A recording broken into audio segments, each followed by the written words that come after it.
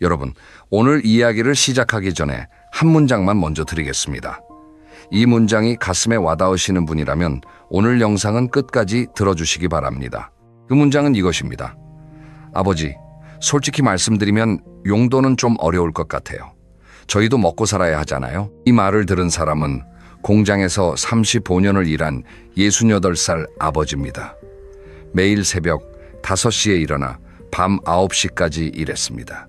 주말에도 특근을 마다하지 않았습니다. 그렇게 벌어서 두 자녀의 대학 등록금을 대고 결혼 자금을 보태고 전세 보증금까지 마련해 줬습니다.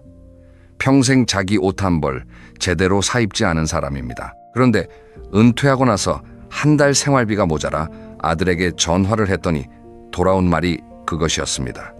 아버지 용도는 좀 어려울 것 같아요. 혹시 이 이야기가 남의 일 같지 않으신 분 계십니까?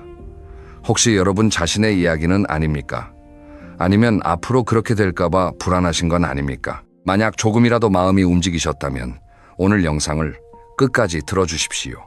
오늘은 가족을 위해 모든 것을 바쳤지만 돈이 떨어지자 남보다 못한 취급을 받게 되는 노년의 현실에 대해 이야기하겠습니다. 듣기 불편하실 수도 있지만 지금 알아야 나중에 후회하지 않습니다. 가슴 아픈 사례 3가지를 먼저 들려드리고 왜 이런 일이 생기는지 그 심리를 파헤친 다음 내 노후를 지키는 현실적인 방법까지 전부 다루겠습니다. 자, 그러면 첫 번째 이야기로 들어가겠습니다. 서울에서 버스로 1시간쯤 떨어진 경기도의 작은 도시에 종수 씨라는 분이 살고 계셨습니다. 올해 68살, 앞에서 잠깐 말씀드린 그분입니다. 종수 씨는 23살에 작은 부품 공장에 취직했습니다. 그때부터 58살에 은퇴할 때까지 35년을 한자리에서 일했습니다. 중간에 공장이 어려워져서 석 달 동안 월급이 밀린 적도 있었고 손가락을 다쳐서 병원에 다닌 적도 있었습니다. 그래도 하루도 빠지지 않고 출근했습니다. 이유는 단 하나였습니다. 집에 가족이 있으니까. 종수 씨에게는 아들 하나, 딸 하나가 있었습니다. 아내와 함께 근검절약하며 2 아이를 키웠습니다. 아이들이 어릴 때 종수 씨의 하루는 이랬습니다. 새벽 5시에 눈을 뜨고 찬물로 세수를 한 다음 도시락을 싸서 공장에 갑니다. 점심은 그 도시락으로 해결하고 저녁 9시 넘어서 퇴근합니다. 집에 오면 아이들은 이미 자고 있습니다. 종수 씨가 아이들 얼굴을 볼 수 있는 시간은 주말뿐이었습니다. 그래도 불만이 없었습니다. 아들이 학교에서 상장을 받아오면 그걸로 한 달이 행복했고 딸이 아빠 용돈 벌어서 맛있는 거 사줄게 하고 말하면 그 한마디에 피로가 녹았습니다. 내가 고생하는 게 아이들한테 다 가고 있구나. 이 생각 하나로 35년을 버텼습니다. 아들 대학 등록금이 한 학기에 350만 원이었습니다. 4년이면 2,800만 원입니다. 딸도 대학을 보냈으니 합치면 5천만 원이 넘었습니다. 거기에 아들 결혼할 때 전세 보증금 5천만 원을 보태줬고 딸 결혼할 때도 혼수에 3천만 원을 썼습니다. 종수 씨 부부가 평생 모은 돈의 거의 대부분이 자녀에게 갔습니다. 은퇴하고 나서 종수 씨 통장에 남은 돈은 870만 원이었습니다. 매달 나가는 관리비, 건강보험료 식비를 합치면 한 달에 최소 70만 원은 필요했습니다. 계산기를 두드려 보면 1년도 버티기 어려운 금액이었습니다. 종수 씨는 처음에 자존심 때문에 자녀에게 말을 못했습니다. 아버지라는 사람이 돈 없다고 자식한테 손 벌리는 게 부끄러웠던 겁니다. 그래서 석 달 동안 혼자 아꼈습니다. 반찬 가짓수를 줄이고 난방비를 아끼려고 겨울에도 내복을 2겹씩 입었습니다. 외출도 자제했습니다. 버스비가 아까우니까요. 그러다 결국 더 이상 버틸 수 없는 날이 왔습니다. 통장 잔고가 87만 원까지 줄어든 날이었습니다. 종수 씨는 오래 고민 끝에 큰아들에게 전화를 했습니다. 목소리가 떨렸다고 합니다. 있잖아, 아버지가 좀 부탁할 게 있는데 한 달에 30만 원만 도와줄 수 있겠니? 밥 먹고 공과금 내면 빠듯해서. 이렇게 말했습니다.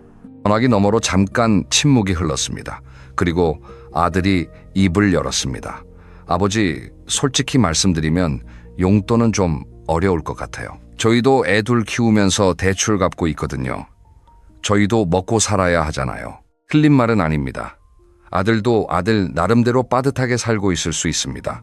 하지만 종수 씨 가슴에 와닿은 건 그 말의 온도였습니다. 미안함도 없고 안타까움도 없는 마치 사업관계에서 거절하듯 건조한 목소리. 35년 동안 아버지가 흘린 땀에 대한 무게가 그 목소리에는 전혀 실려있지 않았습니다. 종수 씨는 그래도 포기하지 않고 딸에게 전화를 했습니다. 그런데 딸의 반응도 비슷했습니다. 아빠, 그건 오빠한테 말씀하시는 게 맞지 않아요? 오빠가 장남이잖아요. 저는 시집간 몸이라 제 맘대로 할 수 있는 돈이 없어요. 이렇게 말하더랍니다. 아들은 딸에게 떠넘기고 딸은 아들에게 떠넘깁니다. 가운데서 종수 씨만 핑퐁공처럼 왔다 갔다 하는 겁니다. 그날 저녁 종수 씨는 혼자 부엌에 앉아서 라면을 끓였습니다. 냄비에서 올라오는 김을 멍하니 바라보면서 이런 생각이 들었다고 합니다. 내가 35년 동안 뭘 위해 일한 걸까? 이 아이들을 위해서 내 젊음을 다 바쳤는데 지금 돌아온 건 라면 한 그릇이구나. 여러분, 이 이야기를 듣고 어떤 생각이 드십니까? 혹시 종수 씨가 특별히 불운한 경우라고 생각하십니까?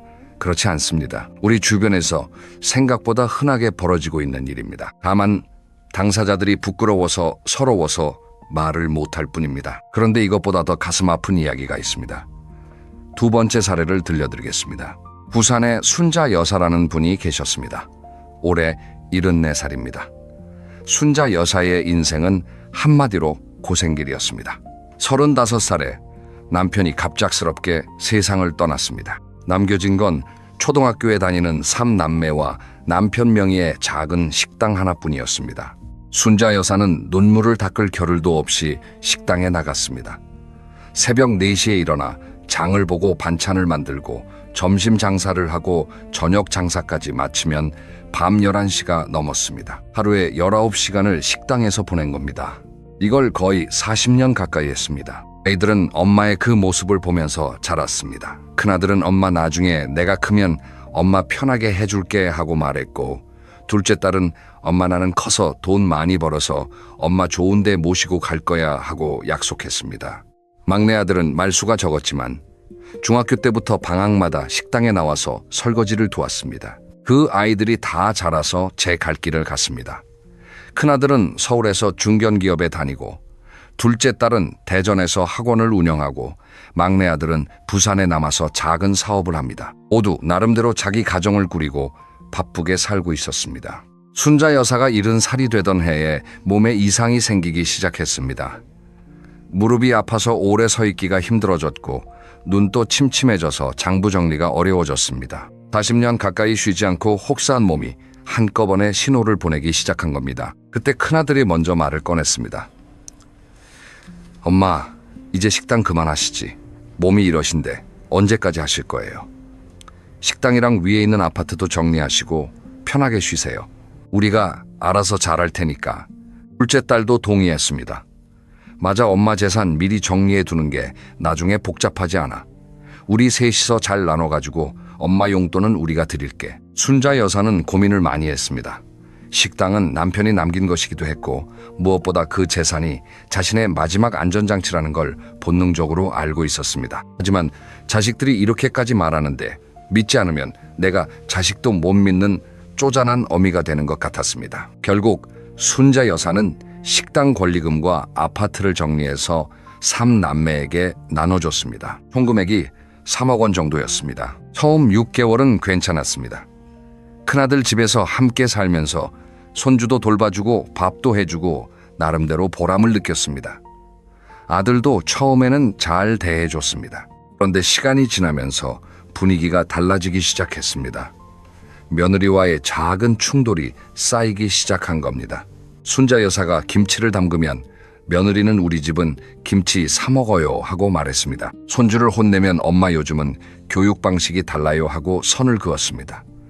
하나하나는 작은 일이었지만 매일 반복되니까 순자 여사는 점점 눈치를 보게 되었습니다. 내가 이 집에서 짐이 되고 있구나. 이 생각이 하루에도 몇 번씩 들었습니다. 결정적인 사건은 함께 산 지 8개월쯤 되었을 때 일어났습니다. 어느 날 밤에 순자 여사가 화장실에 가려고 일어났다가 며느리와 아들이 안방에서 나누는 대화를 우연히 듣게 된 겁니다. 며느리가 이렇게 말했습니다. 여보, 솔직히 힘들어. 어머니가 계시니까 내가 내 집 같지가 않아. 요양원을 알아보는 건 어때? 아들은 잠깐 침묵하다가 이렇게 대답했습니다. 나도 생각은 하고 있어. 좀 더 지켜보자. 순자 여사는 그 자리에서 발걸음을 돌렸습니다. 화장실에 가는 것도 잊어버리고 자기 방으로 돌아가 이불을 뒤집어 쓰고 소리 없이 울었다고 합니다. 내가 이 집을 마련해 준 돈이 어디서 났는데, 내가 40년 동안 새벽마다 일어나서 번 돈인데, 그런데 지금 나는 이 집에서 쫓겨날 처지가 된 거구나. 2달 뒤 순자 여사는 결국 요양원에 들어갔습니다. 스스로 가겠다고 했다고 합니다. 더 이상 아들 집에서 눈치 보면서 사는 것보다 차라리 남의 손에 맡겨지는 게 낫겠다고 생각한 겁니다. 요양원비는 한 달에 150만 원이었습니다. 3남매가 50만 원씩 나누기로 했습니다. 처음 서너 달은 꼬박꼬박 들어왔습니다. 그런데 반년이 지나면서 둘째 딸이 먼저 말을 꺼냈습니다. 오빠, 나 요즘 학원이 좀 어려워서 당분간 30만 원만 낼게. 그 다음 달에는 막내가 나도 사업이 안 좋아서 좀 줄여야 할 것 같아 하고 말했습니다. 결국 1년이 지나자 3남매가 합쳐서 보내는 돈이 100만 원도 안 되는 달이 생기기 시작했습니다. 부족한 금액은 순자 여사 본인의 기초연금에서 메꿔야 했습니다. 면회는 더 줄었습니다. 처음에는 한 달에 2-3번 오던 아이들이 2달에 한 번, 석 달에 한 번으로 뜸해졌습니다. 명절에도 전화 한 통이 전부인 달이 늘어갔습니다. 순자 여사는 요양원 침대에 누워서 창밖을 바라보며 이렇게 중얼거렸다고 합니다. 재산을 넘기기 전에는 우리가 알아서 할 테니까 걱정 마세요. 하더니 넘기고 나니까 나는 없는 사람이 됐구나. 여러분, 이 이야기에서 가장 가슴이 아픈 부분이 어디라고 생각하십니까? 저는 순자 여사가 스스로 요양원에 가겠다고 말한 그 순간이라고 생각합니다. 쫓겨난 게 아니라 스스로 떠난 것처럼 포장한 거지만 그 안에 얼마나 큰 서러움이 들어있겠습니까? 자식에게 짐이 되고 싶지 않다는 마음, 그게 부모의 마지막 자존심이었던 겁니다. 여기서 궁금해지시는 분이 계실 겁니다. 도대체 왜 이런 일이 생기는 걸까? 피를 나눈 가족인데, 그것도 평생 헌신한 부모인데 왜 돈이 떨어지면 태도가 달라지는 걸까? 지금부터 그 심리를 들여다보겠습니다. 첫 번째 원인은 헌신이 당연해지는 현상입니다. 이걸 쉽게 설명하기 위해 비유를 하나 들겠습니다. 우리 집에 수도꼭지가 있습니다. 틀면 물이 나옵니다. 매일 물을 쓰면서 고맙다고 생각하는 사람이 있습니까? 거의 없습니다. 그런데 어느 날 갑자기 단수가 됩니다. 수도꼭지를 틀었는데 물이 안 나옵니다. 그때 우리의 첫 반응은 감사가 아닙니다. 짜증입니다. 부모의 헌신도 마찬가지입니다. 어릴 때부터 부모가 돈을 벌어다 주고 밥을 해주고 학비를 대주는 것이 수도꼭지에서 물이 나오는 것처럼 당연했습니다. 그래서 그 물줄기가 멈추는 순간 자녀의 첫 반응은 감사가 아니라 당혹감과 불편함입니다. 이게 자녀가 나쁜 사람이어서 그런 걸까요? 꼭 그렇다고만 볼 수는 없습니다. 많은 경우에는 부모의 헌신이 너무 오랫동안 당연한 것으로 자리 잡은 나머지 그것의 무게를 인식하지 못하는 겁니다. 두 번째 원인은 감사에도 종류가 있다는 것입니다. 심리학에서는 감사를 두 가지로 나눕니다. 하나는 도구적 감사입니다. 뭔가를 받았으니까 고맙다고 느끼는 것. 이건 받는 것이 멈추면 함께 사라집니다. 또 하나는 존재적 감사입니다. 그 사람이 내 삶에 존재하는 것 자체에 감사하는 것. 이건 상대방의 조건이 달라져도 변하지 않습니다. 어머니가 만들어주시는 된장찌개 맛에 감사하고 아버지의 투박한 전화 한 통에 감사합니다. 여러분의 자녀는 지금 어떤 종류의 감사를 가지고 있습니까? 이 질문을 스스로에게 한번 던져보시기 바랍니다. 세 번째 원인은 형제가 여럿일수록 오히려 부양이 어려워지는 역설입니다. 이것을 사회심리학에서는 방관자 효과라고 부릅니다. 길에서 누군가 쓰러져 있을 때 주변에 사람이 한 명밖에 없으면 그 한 명이 바로 달려가서 돕습니다. 그런데 주변에 사람이 10명이면 다들 누군가 하겠지 하고 서로 쳐다만 봅니다. 부모 부양도 똑같습니다. 자녀가 한 명이면 내가 해야 한다고 생각합니다. 그런데 형제가 셋, 넷이 되면 오히려 서로 미루기 시작합니다. 결국 아무도 제대로 나서지 않게 됩니다. 대구에 사는 72 살박씨 어르신은 3형제를 두셨습니다. 박씨 어르신이 갑자기 뇌혈관 질환으로 쓰러지셨습니다. 다행히 생명에는 지장이 없었지만 왼쪽 몸이 잘 움직이지 않게 되어 누군가의 도움 없이는 일상생활이 어려운 상태가 되었습니다. 병원비와 간병비가 문제였습니다. 한 달 병원비가 약 200만 원, 간병인을 쓰면 추가로 150만 원이 들었습니다. 합하면 한 달에 350만 원입니다. 3형제가 모여서 회의를 했습니다. 큰아들이 먼저 말했습니다. 나는 서울에서 출퇴근하니까 직접 간병은 못해.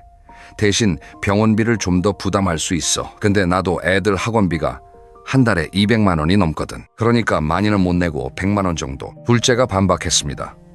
형, 그건 좀 아닌 것 같아. 형이 우리 중에 제일 많이 버잖아. 더 내야지. 막내가 끼어들었습니다.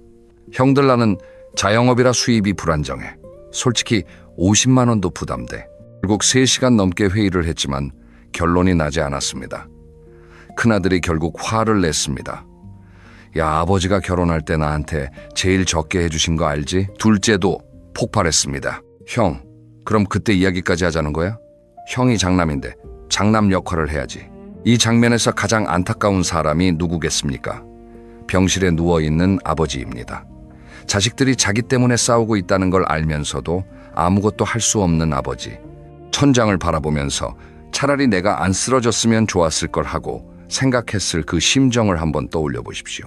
한 달 넘게 갈등이 이어졌고 결국 사회복지사의 중재로 간신히 3분의 1씩 나누기로 합의했지만 형제 간의 감정은 이미 깊이 금이가 있었습니다. 명절에 함께 모이던 가족이 이제는 아버지 병문안도 따로따로 옵니다. 여러분, 여기까지 3가지 이야기를 들으시면서 마음이 많이 무거우실 겁니다. 종수 씨의 라면, 순자 여사의 요양원 박씨, 어르신의 병실. 각각 다른 이야기지만 공통점이 하나 있습니다. 돈이 있을 때는 가족이었지만 돈이 없어지자 남보다 못한 취급을 받게 되었다는 것입니다. 그렇다면 우리는 이 현실 앞에서 어떻게 해야 할까요? 지금부터 내 노후를 지키기 위해 현실적으로 할 수 있는 5가지 원칙을 말씀드리겠습니다. 첫째, 재산을 살아있을 때 전부 넘기지 마십시오. 둘째, 자녀에게 기대하되 의존하지 마십시오. 셋째, 작은 경제 활동이라도 유지하십시오. 넷째, 부양 계획을 미리 가족과 대화하십시오. 다섯째, 가족 외에 나만의 사회적 관계망을 만들어 두십시오. 여러분이 평생 쏟은 사랑은 절대 헛되지 않았습니다. 다만 이제는 그 사랑의 방향을 여러분 자신에게도 조금 돌려주십시오. 나를 위해 쓰는 돈은 낭비가 아닙니다. 그것은 여러분이 마땅히 받아야 할 보상이고 여러분 인생의 후반전을 빛나게 만들어줄 투자입니다. 감사합니다. 안녕하세요, 여러분. 오늘도 이렇게 귀한 시간 내어 찾아와 주셔서 진심으로 감사드립니다. 오늘 제가 들려드릴 이야기는 어쩌면 여러분의 남은 인생을 훨씬 더 풍요롭고 재미있게 만들어드릴 아주 특별한 이야기입니다. 편안한 자세로 따뜻한 차 한 잔 드시면서 천천히 들어주시면 좋겠습니다. 제가 얼마 전에 2분의 어르신 이야기를 나란히 들었습니다. 이 2분의 이야기가 너무 대조적이어서 한참을 생각하게 되었죠. 오늘 이야기의 시작으로 이 2분의 이야기를 먼저 들려드리고 싶습니다. 첫 번째 이야기는 70살 되신 어느 어머님 이야기입니다. 이분은 지난달에 50년 지기 친구들과의 모임에 다녀오셨답니다. 젊은 시절 고등학교 동창생들이니까 그야말로 평생의 친구들이지요. 한 달 전부터 얼마나 기대하셨는지 모릅니다. 새 옷도 사시고 미용실도 다녀오시고 친구들 줄 작은 선물도 준비하셨답니다. 그런데 막상 모임에 다녀오신 후 이분이 저에게 뭐라고 하셨는지 아십니까? 모임에 다녀오니까 오히려 마음이 더 허전해졌어요. 이게 무슨 말씀이실까요? 제가 자세히 여쭤봤더니 이러시더라고요. 친구들이 모이면 처음 30분은 정말 반갑답니다. 아이고, 오랜만이다. 너 여전하구나 하면서 말이지요. 그런데 30분이 지나면 이야기가 돌기 시작한답니다. 누구누구는 병이 들었다더라. 누구는 자식이 속을 썩인다더라. 누구는 치매가 왔다더라.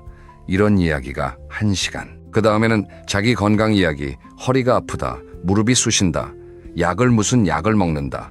이런 이야기가 또 1시간. 그 다음에는 세상 한탄, 요즘 세상이 어떻다, 젊은 사람들이 어쩐다, 정치가 어쩐다, 이런 이야기가 또 1시간.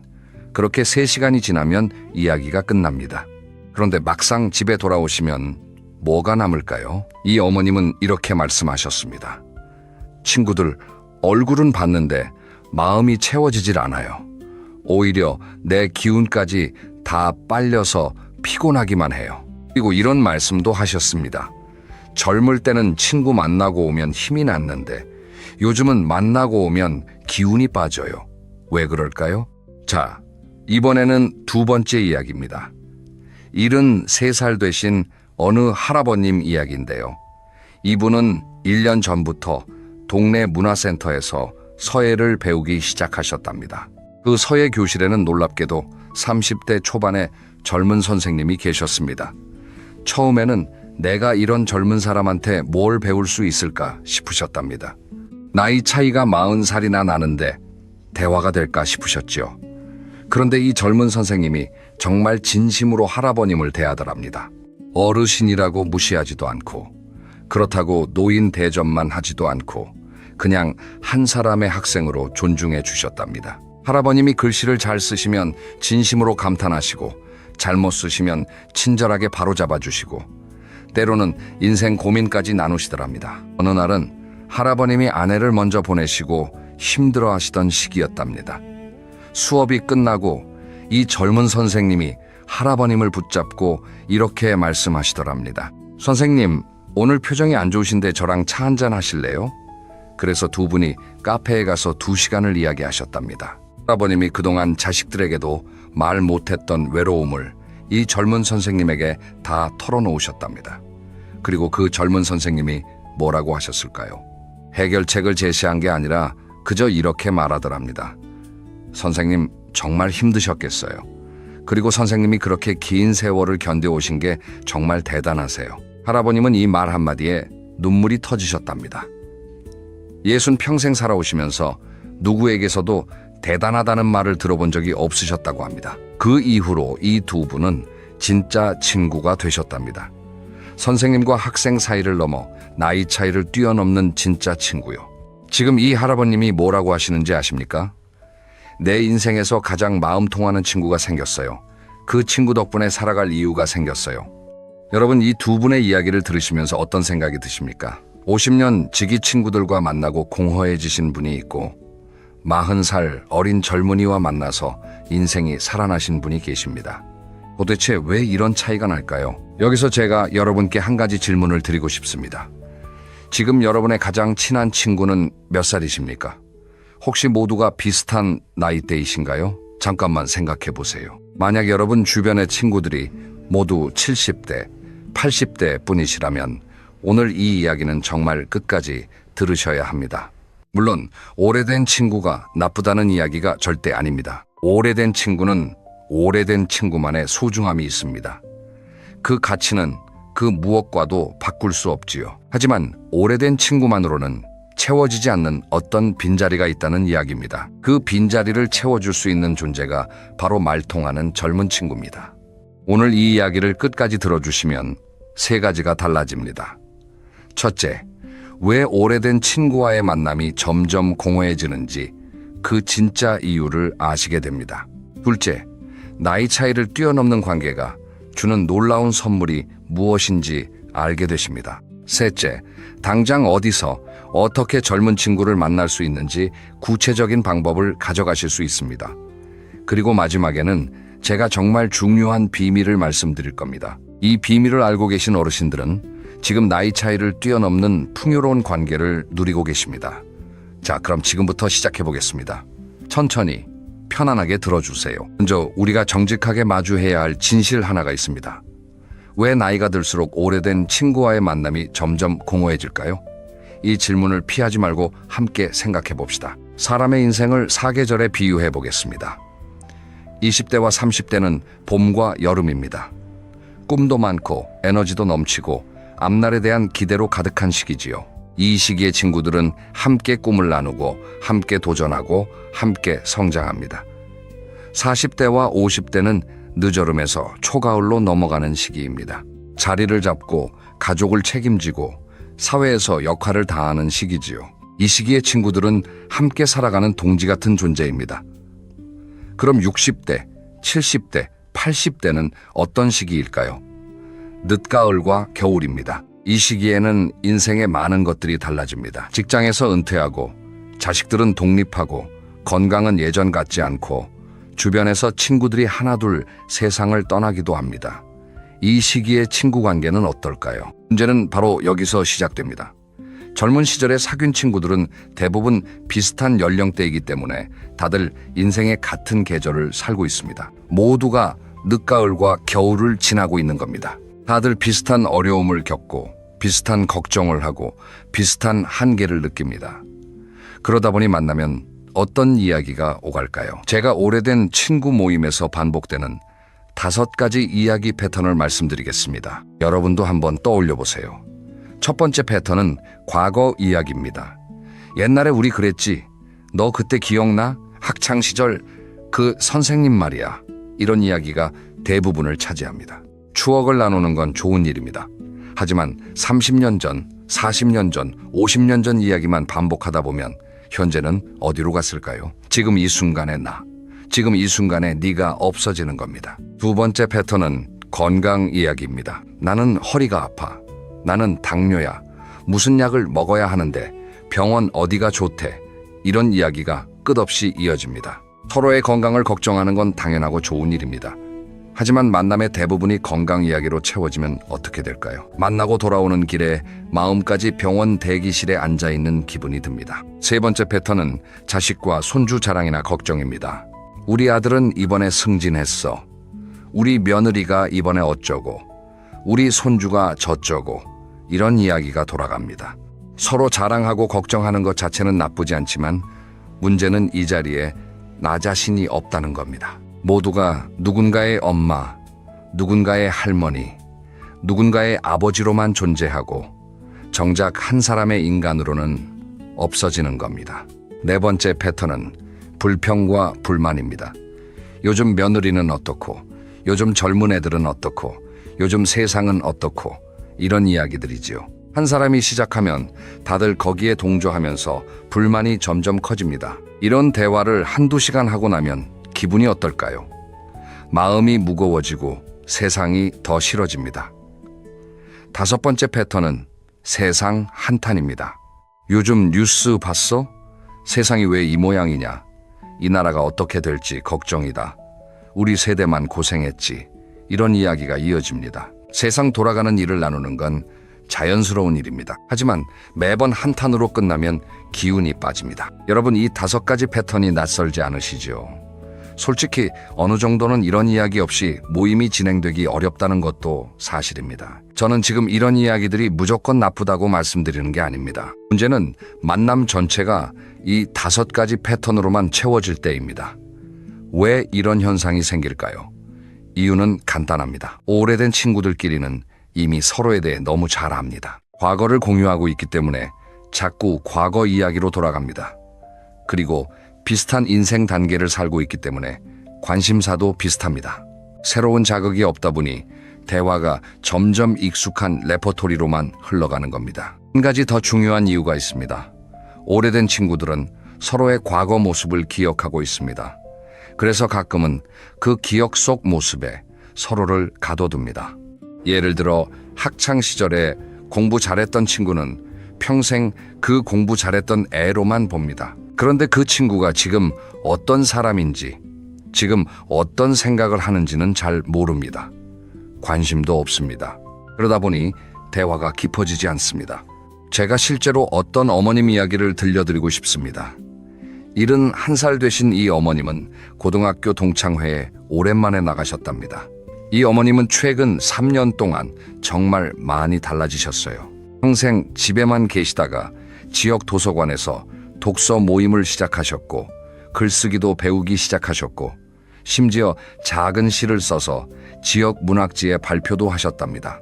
한마디로 인생의 제2막을 새롭게 여신 거지요. 그런데 동창회에 나가서 이 이야기를 꺼내셨더니 친구들이 어떻게 반응했을까요? 야, 네가 무슨 시를 써? 네가 학교 다닐 때 공부 못했잖아. 애도 아니고 이 나이에 뭔 문학이야. 그런 거에서 뭐 할래? 이런 반응이었답니다. 이 어머님은 너무 실망하셔서 집에 돌아오셔서 혼자 우셨답니다. 새로운 자기 모습을 친구들이 하나도 봐주지 않았다는 게 서러우셨던 거지요. 여러분, 이게 오래된 친구들의 한계입니다. 일부러 그런 게 아닙니다. 단지 서로를 너무 오래 알아왔기 때문에 과거의 모습에 서로를 가두어 두는 겁니다. 새로운 나를 봐주지 않고 어제의 나로만 대해주는 거지요. 그렇기 때문에 우리에게는 새로운 관계가 필요합니다. 나의 과거를 모르는 사람, 나를 백지 상태로 바라봐주는 사람, 지금 이 순간의 나를 있는 그대로 인정해주는 사람 말입니다. 그리고 그런 사람이 바로 말이 통하는 젊은 친구일 수 있습니다. 하지만 오해하지 마세요. 저는 지금 오래된 친구가 필요 없다는 이야기를 드리는 게 아닙니다. 오래된 친구는 오래된 친구만의 소중한 가치가 있습니다. 이제 그 이야기를 해보겠습니다. 오래된 친구가 주는 4가지 선물이 있습니다. 이건 그 어떤 새 친구도 대신할 수 없는 귀한 것들입니다. 첫 번째 선물은 추억의 공유입니다. 오래된 친구와는 함께 웃고 울었던 시간이 있습니다. 학창 시절의 기억, 젊은 시절의 추억, 힘들었던 시기를 함께 건너온 경험. 이런 것들은 시간이 만들어준 유산입니다. 새로 사귄 친구가 아무리 좋아도 내가 17살에 어떤 아이였는지는 모릅니다. 오직 오래된 친구만이 그 시절의 나를 기억해줍니다. 두 번째 선물은 말하지 않아도 아는 편안함입니다. 오래된 친구와는 긴 설명이 필요 없습니다. 한마디만 해도 찰떡같이 알아듣습니다. 옛날 이야기 한 줄 꺼내면 바로 아, 그때 그거? 하고 공감해줍니다. 이런 편안함은 시간이 쌓여야만 생기는 것입니다. 세 번째 선물은 변함없는 믿음입니다. 몇 년을 못 만나도 전화 한 통에 어제 본 것처럼 반가운 그 느낌. 내가 어떤 모습이어도 받아들여 줄 거라는 그 믿음. 이건 세월이 보장해주는 안전망입니다. 네 번째 선물은 뿌리의 감각입니다. 오래된 친구는 내가 어디서 왔는지를 아는 사람들입니다. 내 고향, 내 가족사, 내 젊은 시절의 꿈을 아는 사람들이지요. 이들과 함께 있으면 내가 누구인지에 대한 뿌리를 느낄 수 있습니다. 이 감각은 나이가 들수록 더 소중해집니다. 자, 이렇게 오래된 친구의 소중함은 분명합니다. 그런데 이 4가지 선물만으로는 채워지지 않는 다른 영역이 있습니다. 바로 젊은 친구만이 줄 수 있는 것들입니다. 이제 그 5가지 선물을 말씀드리겠습니다. 첫째, 새로운 시각의 선물입니다.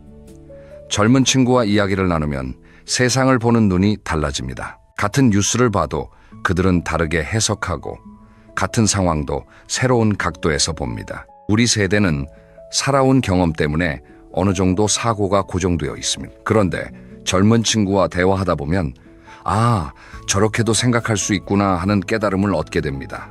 이게 얼마나 귀한 선물인지 모릅니다. 둘째, 젊은 에너지의 선물입니다. 젊은 사람들과 함께 있으면 괜히 기운이 납니다. 웃음이 늘어나고 말이 많아지고 걸음걸이까지 활기차지기도 합니다. 이건 단순한 기분의 문제가 아닙니다.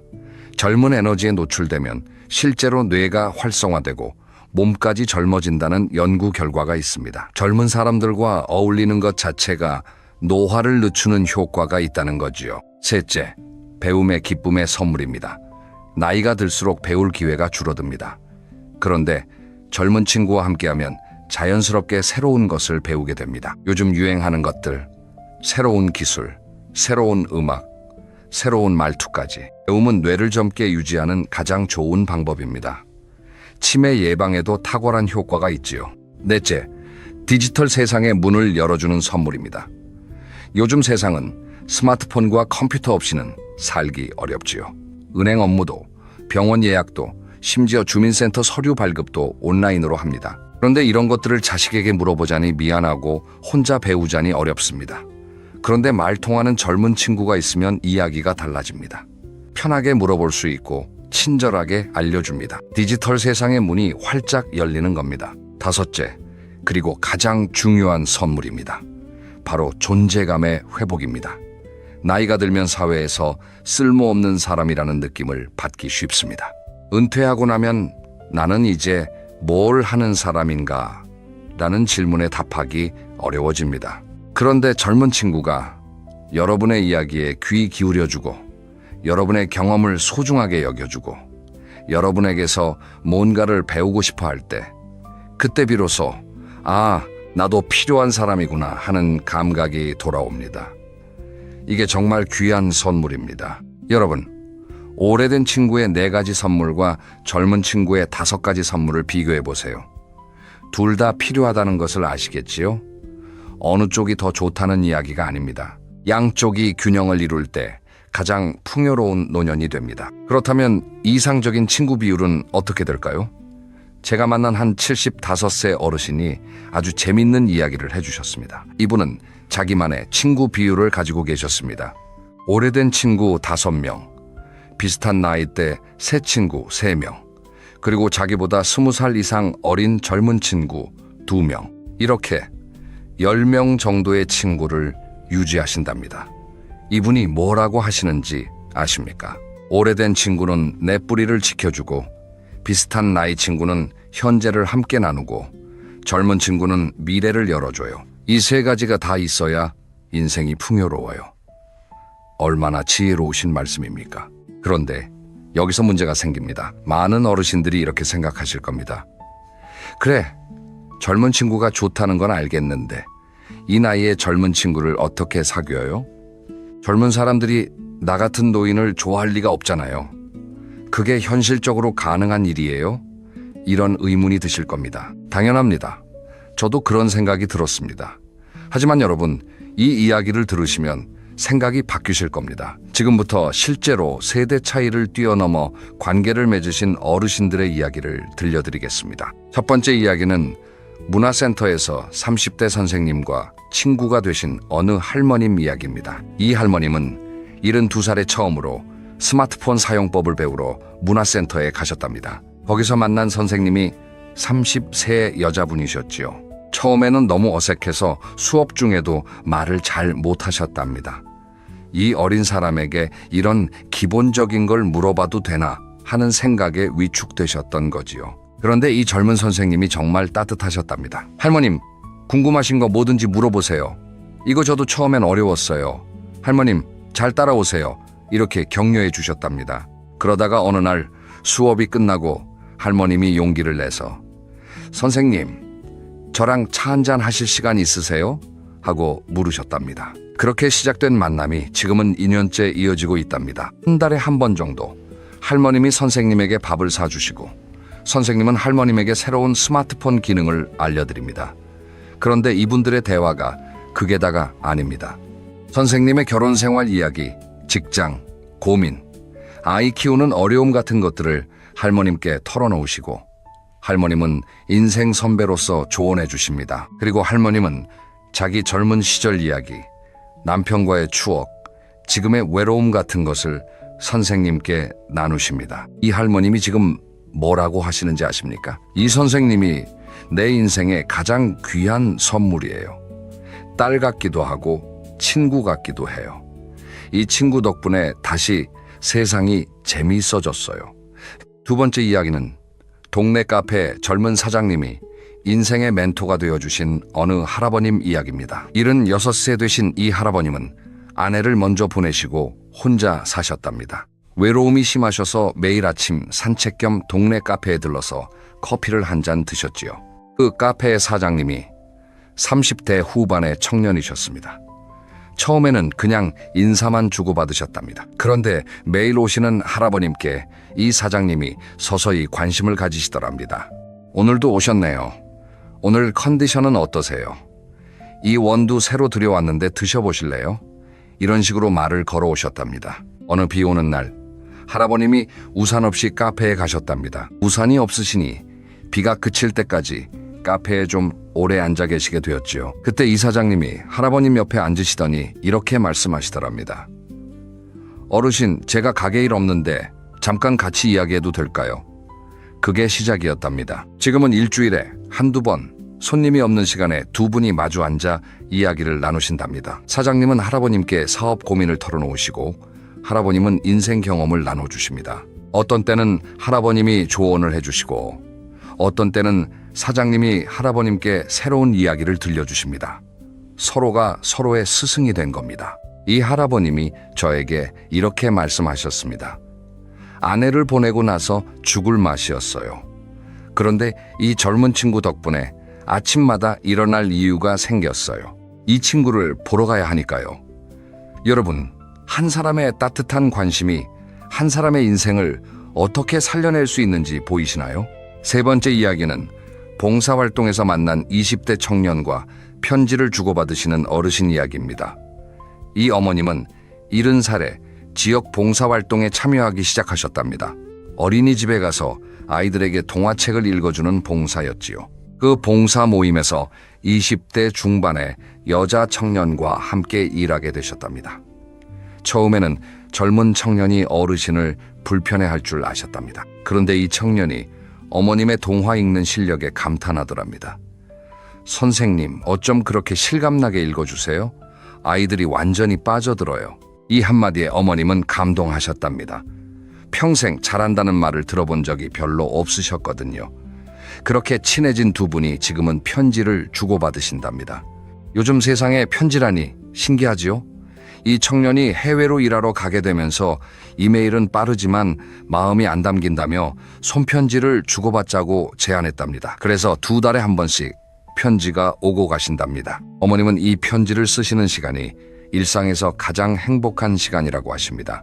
내 손녀뻘 되는 아이가 내 이야기를 이렇게 귀하게 여기고 내 편지를 기다린다는 게 이렇게 큰 기쁨일 줄 몰랐어요. 내가 아직 누군가에게 의미 있는 사람이구나 하는 걸 깨달았어요. 네 번째 이야기는 손주의 친구가 진짜 친구가 된 어느 할머님의 감동 이야기입니다.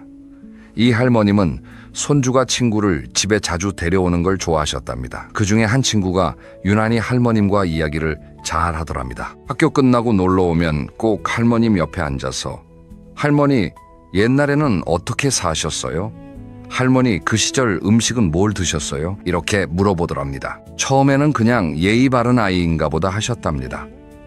그런데 이 아이가 고등학생이 되고 대학생이 되고 사회인이 되어서도 꾸준히 할머님을 찾아오더랍니다. 손주는 바빠서 자주 못 오는데 손주 친구가 더 자주 오는 겁니다. 할머님이 궁금해서 너는 왜 나를 자꾸 보러 오니? 하고 물으셨답니다. 그 청년이 이렇게 답하더랍니다. 할머니, 저는 어릴 때부터 할머니, 할아버지가 안 계셨어요. 그런데 할머니 옆에 있으면 마음이 따뜻해져요. 할머니 이야기를 듣는 게 저한테 큰 위로가 돼요. 할머님은 그 말을 들으시고 한참을 우셨답니다. 지금 이 할머님은 80대 중반이신데 이 청년과 30년 넘게 친구로 지내고 계십니다. 청년이 결혼할 때도 할머님을 모시고 갔고 아이를 낳았을 때도 가장 먼저 알렸답니다. 할머님이 병원에 입원하셨을 때도 자기 부모처럼 간호해 주었답니다. 혈연은 아니지만 혈연보다 더 깊은 관계가 된 겁니다. 여러분, 이 네 분의 이야기를 들으시면서 어떤 생각이 드셨습니까? 이분들이 특별한 분들이 아닙니다. 우리 주변에 있는 평범한 어르신들이십니다. 다만 이분들에게는 한 가지 공통점이 있습니다. 젊은 사람과의 관계에 마음을 여셨다는 겁니다. 나이 차이를 넘어서 한 사람 대 한 사람으로 만나셨다는 거지요. 그렇다면 여러분도 이렇게 말통하는 젊은 친구를 만날 수 있을까요? 물론입니다. 지금부터 구체적인 장소와 방법을 말씀드리겠습니다. 젊은 친구를 만날 수 있는 7가지 장소를 소개해 드리겠습니다. 이 중에서 여러분께 가장 맞는 곳을 한두 곳만 선택해 시작해 보세요. 첫째, 문화센터와 평생교육원입니다.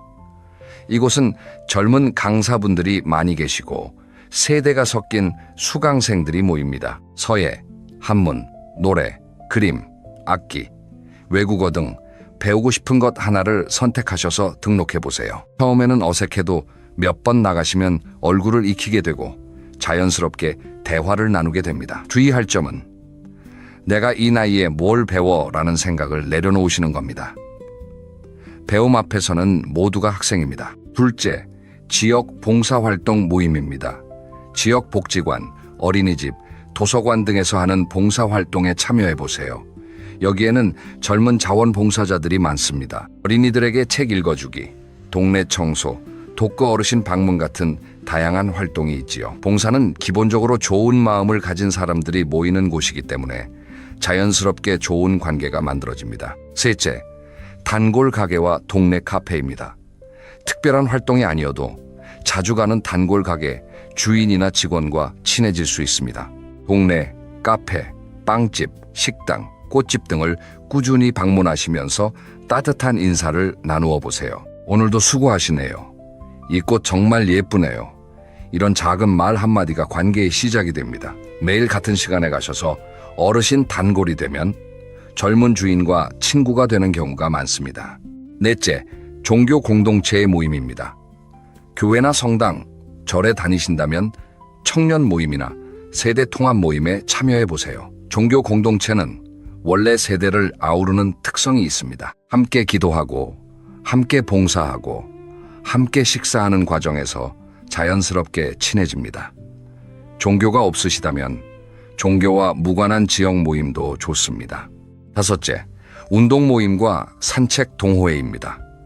몸을 움직이는 모임은 말보다 행동으로 친해지기 쉽습니다. 동네 산악회, 걷기 모임, 배드민턴 동호회, 요가 수업 같은 곳에 참여해 보세요. 함께 땀 흘리는 사람들끼리는 쉽게 친해집니다.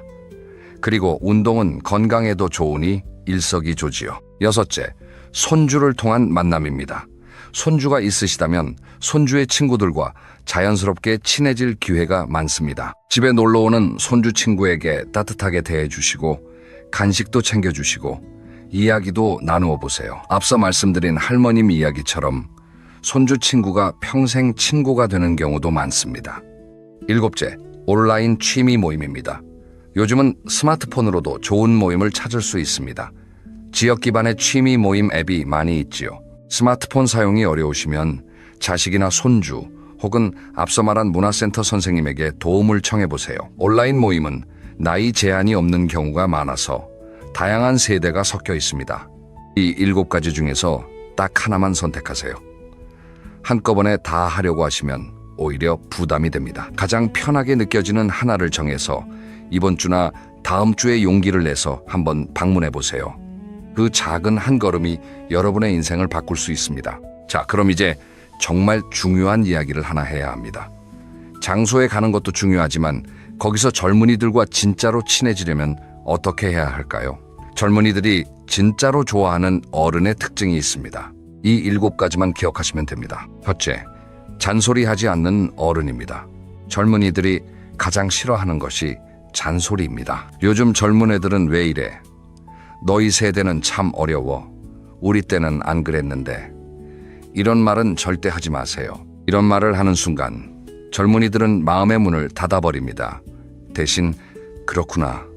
어떤 점이 힘드니? 이렇게 물어봐 주세요. 비판 대신 관심, 평가 대신 공감입니다. 둘째, 귀 기울여 들어주는 어른입니다. 젊은이들이 이야기할 때 중간에 끼어들지 마시고 끝까지 들어주세요. 그리고 그래서 어떻게 됐어? 너는 어떤 생각이었어? 이렇게 더 물어봐 주세요. 요즘 젊은이들은 바쁜 세상에서 자기 이야기를 진심으로 들어주는 사람을 만나기 어렵습니다. 경청하는 어른은 보석 같은 존재입니다. 셋째, 가르치려 들지 않는 어른입니다. 우리는 경험이 많습니다. 그래서 젊은이의 고민을 들으면 바로 답을 주고 싶어집니다. 그건 이렇게 해야 돼. 내가 살아보니 이래 하고 말이지요. 그런데 이게 함정입니다. 젊은이들은 답을 원하는 게 아니라 공감을 원합니다. 가르치려 하지 마시고 함께 고민해 주세요. 정말 조언을 원하면 먼저 물어볼 겁니다. 넷째, 나이를 내세우지 않는 어른입니다. 내가 나이가 많으니까, 내가 인생 선배니까 내 말이 맞아. 이런 태도는 관계를 망칩니다. 젊은이들은 한 사람의 인간으로 존중받고 싶어 합니다. 나이로 서열을 만들지 마시고 사람 대 사람으로 만나세요. 나이 차이는 숫자일 뿐입니다. 다섯째, 새로운 것을 배우려 하는 어른입니다. 젊은이들이 감동하는 어른은 새로운 것을 배우려 하는 어른입니다. 젊은이에게 스마트폰 사용법을 배우고 요즘 유행하는 것을 물어보고 새로운 이야기에 관심을 가지세요. 나는 이미 다 안다는 태도는 치명적입니다. 배우려는 어른에게 젊은이들은 존경심을 갖게 됩니다. 여섯째, 존중하는 말투를 쓰는 어른입니다. 아무리 나이가 어려도 반말부터 쓰지 마세요. 처음 만나는 젊은이에게는 존댓말을 쓰는 게 좋습니다. 친해진 다음에는 상대방이 편하게 생각하는 호칭을 사용하시면 됩니다. 말투가 사람의 품격을 만듭니다. 존중하는 말투는 나이에 상관없이 사람을 끌어당깁니다. 일곱째, 자기 이야기만 하지 않는 어른입니다. 많은 어르신들이 젊은이를 만나면 자기 과거 이야기만 1시간씩 하십니다. 그런데 젊은이 입장에서는 이게 고역입니다. 대화는 주고받는 것입니다. 내 이야기 10분 했으면 상대방 이야기도 10분 들어야 합니다. 균형이 중요합니다. 이 7가지를 실천하시면 놀랍게도 젊은이들이 여러분을 찾아오기 시작합니다. 저 어르신은 정말 편해. 저 어르신과 이야기하면 즐거워. 이런 소문이 납니다. 그리고 진짜 친구가 되는 겁니다. 자, 여기까지 오셨으면 한 가지 더 중요한 이야기를 드리고 싶습니다. 그럼 오래된 친구들은 어떻게 해야 할까요? 그들도 계속 만나고 싶은데 매번 공허한 기분이 들면 어떻게 해야 할까요? 오래된 친구와도 새롭게 만나는 3가지 지혜가 있습니다. 첫째, 과거 이야기 대신 현재 이야기를 나누세요. 오래된 친구를 만나면 자꾸 과거로 돌아가기 쉽습니다. 하지만 이번에는 의식적으로 현재 이야기를 꺼내보세요. 요즘 너 뭐해? 요즘 무슨 생각 많아? 요즘 너에게 제일 큰 기쁨이 뭐야? 이런 질문을 던져보세요. 친구들이 처음에는 어색해하겠지만 점점 현재의 자기 모습을 나누게 됩니다. 둘째, 불평 대신 꿈을 나누어 보세요. 오래된 친구들끼리는 불평이 익숙합니다. 그런데 누군가 한 사람이 용기를 내서 꿈 이야기를 꺼내면 분위기가 완전히 바뀝니다. 요즘 내가 이런 걸 배우고 싶어. 죽기 전에 한번 해보고 싶은 게 있어. 요즘 이런 생각이 들어. 이런 이야기를 꺼내보세요. 친구들도 자극을 받아서 각자의 꿈을 이야기하기 시작할 겁니다. 셋째, 모임의 방식을 바꿔보세요. 매번 같은 식당에서 밥만 먹는 대신 다른 활동을 해보세요. 함께 전시회 가기, 함께 영화 보기, 함께 산책하기, 함께 무언가 배우기. 경험을 공유하면 새로운 이야기거리가 생깁니다. 앉아서 과거 이야기만 하는 것보다 훨씬 풍요로운 만남이 됩니다. 제가 감동적인 이야기를 하나 마지막으로 들려드리겠습니다. 50년 지기 친구 5분이 함께 그림을 배우기 시작하신 이야기입니다. 이분들은 모두 70대 중반이신데 몇 년 전에 모임에서 한 분이 이렇게 제안하셨답니다. 우리 만나면 맨날 똑같은 이야기만 하는데 이제 같이 뭔가를 해볼까? 처음에는 다들 반대하셨답니다. 이 나이에 뭘 배워? 창피해서 어떻게 해? 체력이 안 돼. 이런 반응이었지요. 하지만 그 한 분이 끈질기게 설득하셔서 결국 5분이 함께 동네 그림 교실에 등록하셨답니다. 처음에는 어색하고 힘드셨답니다. 손도 떨리고 색도 잘 안 맞고 손도 삐뚤삐뚤하고요. 그런데 몇 달이 지나면서 신기한 일이 생기더랍니다. 만날 때마다 대화가 달라진 겁니다. 서로의 그림을 보면서 감상하고 새로 배운 기법을 이야기하고 다음 수업이 기대된다고 이야기하고 과거 이야기, 건강 이야기, 불평은 자연스럽게 줄어들더랍니다. 1년이 지난 지금 이 5분은 작은 그룹 전시회도 여셨답니다. 그리고 이렇게 말씀하십니다. 우리가 이 나이에 이런 걸 할 줄 몰랐어요. 친구 관계가 완전히 새로워졌어요. 50년 친구인데 새로 사귄 친구 같아요. 얼마나 아름다운 이야기입니까? 여러분, 이 이야기가 우리에게 무엇을 알려줄까요? 오래된 친구와의 관계도 노력하면 새롭게 만들 수 있다는 겁니다. 관계를 갱신할 수 있다는 거지요. 핵심은 용기입니다. 누군가 한 사람이 용기를 내서 제안하면 관계는 얼마든지 새로워질 수 있습니다. 이제 마무리로 들어가겠습니다. 지금까지 정말 긴 시간 제 이야기를 들어주셔서 감사합니다. 오늘 드린 이야기를 정리해드리겠습니다. 오래된 친구는 뿌리가 되어주고 젊은 친구는 미래를 열어줍니다. 어느 한쪽만 있어서는 안 됩니다. 둘 다 필요합니다. 오래된 친구와의 만남이 공허하게 느껴지는 것은 새로운 자극과 새로운 관계가 부족하기 때문입니다.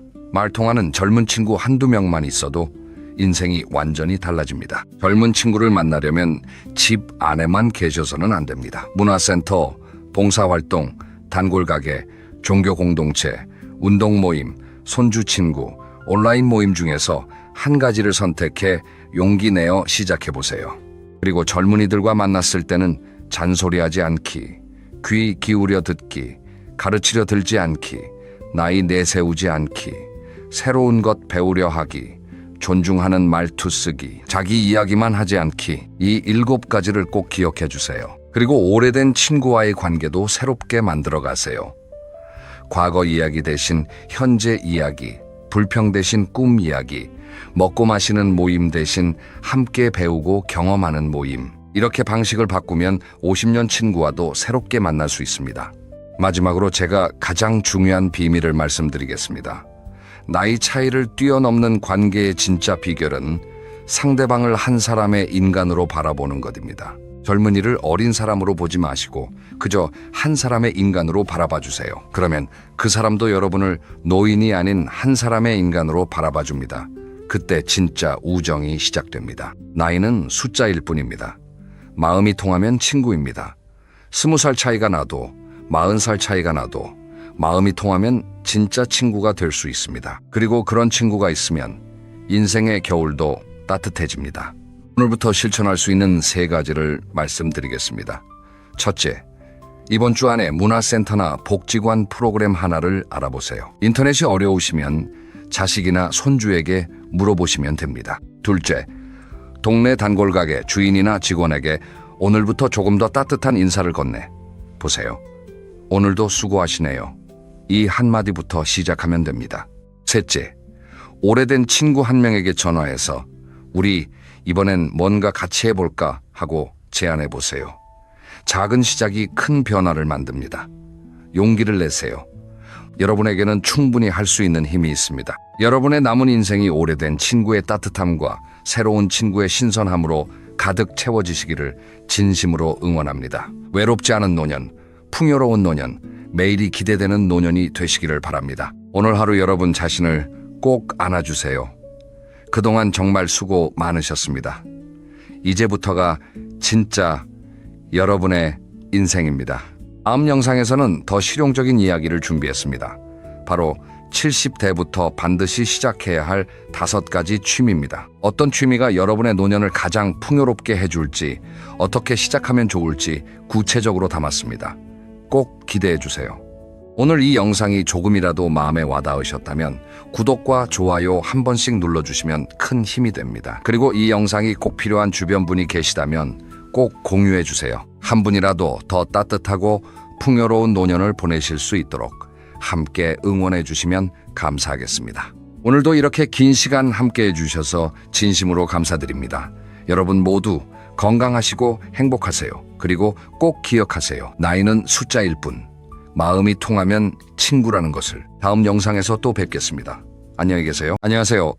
오늘 제가 들려드릴 이야기는 어쩌면 여러분의 남은 인생을 훨씬 더 가볍고 훨씬 더 자유롭게 만들어 드릴 수 있는 아주 특별한 이야기입니다. 잠시 하시던 일 멈추시고 따뜻한 차 한 잔 드시면서 편안하게 들어주시면 좋겠습니다. 제가 얼마 전에 2분의 어르신 이야기를 나란히 들었습니다. 이 2분의 이야기가 너무나 대조적이어서 제 마음속에 오래 남아 있었습니다. 첫 번째 이야기는 78세에 세상을 떠나신 어느 어머님 이야기입니다.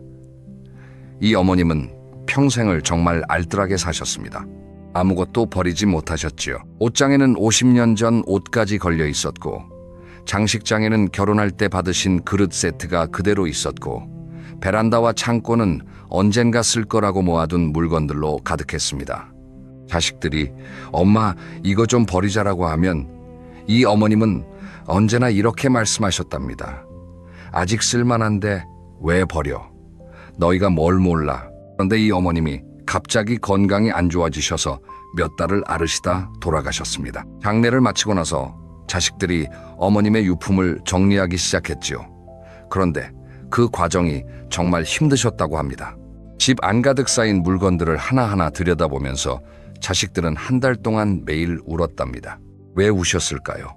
어머니가 그리워서만은 아니었습니다. 어머님의 물건을 버리는 게 너무 죄송했고, 그렇다고 그 많은 물건을 다 가져갈 수도 없었고 뭐가 중요한 건지 뭐가 버려도 되는 건지 판단이 안 서서 괴로우셨던 겁니다. 한 달 내내 마스크를 쓰고 먼지를 마시고 곰팡이를 닦으며 정리하셨답니다. 따님 중 한 분은 그 과정에서 허리를 다치셔서 한동안 병원에 다니셨습니다. 그 따님이 저에게 이렇게 말씀하셨습니다. 엄마가 너무 그리웠지만 동시에 너무 원망스러웠어요. 왜 이렇게 많이 남기고 가셨을까? 왜 한 번이라도 정리해주고 가시지 않았을까? 그리고 이런 말도 하셨습니다. 저는 제 자식에게 절대 이런 짐을 남기지 않을 거예요. 이게 제가 받은 가장 큰 교훈이에요. 이번에는 두 번째 이야기입니다. 75세 되신 어느 할아버님 이야기입니다. 이분은 몇 년 전에 아내를 먼저 보내시고 그때 아내의 물건을 정리하시면서 깊은 깨달음을 얻으셨답니다. 그리고 이렇게 결심하셨답니다. 나는 내 손으로 내 물건을 정리하고 가자. 자식들에게 짐을 남기지 말자. 그날부터 이 할아버님은 천천히, 아주 천천히 집을 비우기 시작하셨습니다. 하루에 한 물건씩, 어떨 때는 일주일에 한 구역씩 서두르지 않으셨답니다. 옷장 속 옷 하나를 꺼내 쓰다듬으며 그동안 고마웠다. 인사하시고 고마웠던 물건은 필요한 사람에게 선물하시고 추억이 깊은 물건은 사진으로 남기시고 그렇게 2년에 걸쳐 집을 정돈하셨습니다. 지금 이 할아버님 집에 가보면 정말 놀랍습니다. 넓은 거실에 소파 하나, 작은 탁자 하나, 화분 몇 개뿐. 햇살이 거실 바닥까지 환하게 들어옵니다. 부엌에는 정말 쓰는 그릇만 있고 옷장에는 좋아하는 옷만 몇 벌 걸려 있습니다. 그런데 이 할아버님 얼굴이 그렇게 평온해 보이실 수가 없습니다. 이 할아버님이 저에게 뭐라고 하셨는지 아십니까? 선생, 내가 70평생 모은 물건을 비우면서 알았어요. 물건이 적어지니까 오히려 삶이 풍요로워지더라고. 청소도 쉽고 찾는 물건도 바로 찾고 무엇보다 마음이 그렇게 가벼울 수가 없어요. 이제 언제 세상을 떠나도 자식들이 한나절이면 정리할 수 있겠지. 그게 내가 자식들에게 줄 수 있는 마지막 선물이에요. 여러분, 이 두 분의 이야기를 들으시면서 어떤 생각이 드셨습니까? 혹시 여러분의 집을 한번 돌아보시게 되지 않으셨나요? 지금 여러분의 집에는 얼마나 많은 물건이 있으십니까? 그 중에서 정말로 매일 쓰고 계시는 것은 얼마나 될까요? 한번 솔직하게 생각해 보세요. 제가 한 가지 놀라운 사실을 말씀드리겠습니다. 연구에 따르면 우리가 집안에 가지고 있는 물건 중에서 정말로 자주 사용하는 것은 10개 중 2개에서 3개 정도밖에 되지 않는다고 합니다. 나머지 7개에서 8개는 언젠가 쓸 것이라는 기대 속에서 공간만 차지하고 있는 셈이지요. 그리고 그 7개에서 8개가 우리의 시간, 에너지, 마음의 평온까지 빼앗고 있다고 합니다. 오늘 제가 여러분께 드리려는 이야기는 결코 죽음을 준비하라는 무거운 이야기가 아닙니다. 오히려 남은 삶을 훨씬 더 가볍고 훨씬 더 자유롭게 살자는 따뜻한 이야기입니다. 비우는 것은 포기가 아닙니다. 비우는 것은 사라짐이 아닙니다. 비우는 것은 남은 삶을 껴안는 가장 품격 있는 사랑입니다. 오늘 이 이야기를 끝까지 들어주시면 3가지가 달라집니다. 첫째, 왜 비움이 노후의 가장 큰 선물인지 깊이 이해하시게 됩니다. 둘째, 어디서부터 어떻게 비워야 하는지 구체적인 방법을 알게 되십니다. 셋째, 내일 아침부터 바로 실천할 수 있는 작은 변화를 시작하실 수 있습니다. 그리고 마지막에는 비워도 절대 버리지 말아야 할 것들이 무엇인지 말씀드릴 겁니다. 이걸 모르시고 무작정 비우시면 나중에 후회하실 수 있습니다. 자, 그럼 지금부터 천천히 시작해 보겠습니다. 편안하게 들어주세요. 먼저 우리가 솔직하게 마주해야 할 질문이 하나 있습니다. 우리는 왜 이렇게 물건을 못 버릴까요? 왜 쌓아두기만 하고 놓지 못할까요? 그 이유를 이해하려면 우리 세대가 살아온 시간을 돌아봐야 합니다. 우리 70대, 80대 세대는 전쟁 직후와 가난했던 시절을 온몸으로 살아온 세대입니다. 물건 하나가 얼마나 귀한지, 한 그릇밥이 얼마나 소중한지 누구보다 잘 아시지요. 그 시절에는 뭐든지 아껴 써야 했고 고장나면 고쳐 썼고 못 쓰게 되어도 다른 용도로 바꿔서 끝까지 썼습니다. 버린다는 건 상상도 못할 일이었습니다. 이런 경험이 우리 세대의 마음에 깊은 흔적을 남겼습니다. 아까워서 못 버린다는 마음이 몸에 밴 겁니다. 옷 한 벌을 버리려 해도 손이 떨리고 그릇 하나를 버리려 해도 마음이 무거워집니다. 이 마음은 틀린 마음이 아닙니다. 오히려 아름다운 마음입니다. 물건을 귀하게 여기는 마음, 낭비하지 않는 마음, 자연을 소중히 여기는 마음, 이런 마음이 우리 세대의 품격을 만들어 왔습니다. 저는 이 마음을 절대 비판하고 싶지 않습니다. 그런데 여기서 한 가지 진실을 말씀드리고 싶습니다. 아까워서 못 버리는 마음과 정말로 쓰고 있는 것은 다른 이야기입니다. 우리가 아까워서 못 버리는 물건들 중 대부분은 사실 몇 년째, 아니 몇십 년째 한 번도 쓰지 않은 물건들입니다. 그게 진실입니다. 예를 들어 보겠습니다. 옷장 깊숙이 걸려있는 그 양복 결혼식 때 입으신 그 한복, 젊은 시절 입으시던 그 예쁜 원피스. 지난 10년간 몇 번이나 꺼내 입으셨습니까? 솔직하게 두고도 입을고 입지 않으셨을 겁니다. 그런데 우리는 언젠가 또 입을 거야, 이거 얼마짜리였는데 하면서 못 버리고 계시죠. 장식장 안에 그릇들은 어떨까요? 결혼할 때 받은 그 비싼 찻잔 세트, 손님 올 때 쓰려고 아껴두신 그 접시 세트. 실제로 사용하신 것이 몇 번이나 될까요? 아마 손에 꼽을 정도일 겁니다. 대부분은 그저 장식장 안에서 먼지만 쓰고 있었을 겁니다. 여기서 한 가지 중요한 생각의 전환이 필요합니다. 제가 이 말씀을 꼭 드리고 싶습니다. 우리는 물건을 소유한 줄 알았지만 사실은 물건이 우리를 소유하고 있었습니다. 무슨 말씀인지 풀어서 말씀드리겠습니다. 집 안에 물건이 많으면 그 물건을 관리하는 데 시간이 들어갑니다. 먼지를 털어야 하고, 청소해야 하고, 정리해야 하고, 수리해야 합니다. 그 시간이 다 우리 시간입니다. 물건이 우리 시간을 빼앗고 있는 겁니다. 또 집안에 물건이 많으면 공간이 좁아집니다. 움직일 때마다 이리저리 피해 다녀야 하고 뭔가 찾을 때마다 한참을 뒤져야 합니다. 특히 나이가 들수록 이런 것들이 큰 부담이 됩니다. 공간이 좁으면 넘어질 위험도 높아지지요. 물건이 우리 안전을 위협하는 겁니다. 그리고 집안에 물건이 많으면 마음이 무거워집니다. 눈앞에 쌓인 물건들을 볼 때마다 언젠가 정리해야 하는데 하는 부담이 마음 한구석에 깔려 있게 됩니다. 이 부담이 의식하지 못하는 사이에 우리의 평온을 빼앗아 갑니다. 그런데 여기서 많은 분들이 이렇게 생각하실 겁니다. 그래도 이 물건에는 추억이 담겨 있는데 버리면 추억이 사라지는 거 아니에요? 정말 중요한 질문입니다. 그래서 이 질문에 대해 제가 한 가지 시적인 비유를 들려드리고 싶습니다.